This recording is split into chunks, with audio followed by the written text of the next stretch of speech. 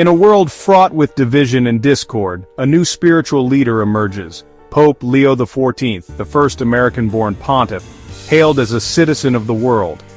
Born Robert Francis Prevost in Chicago, his journey led him from the streets of America to the heart of South America, where he spent decades in missionary service, embodying the Church's global mission.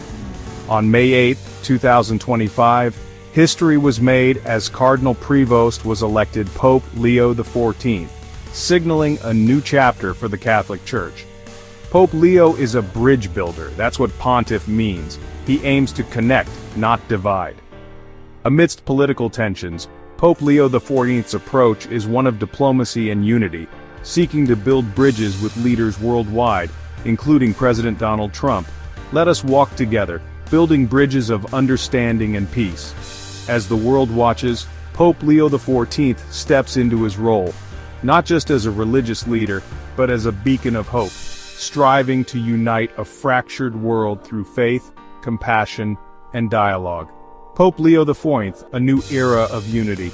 Make sure to subscribe to our channel for more inspiring stories.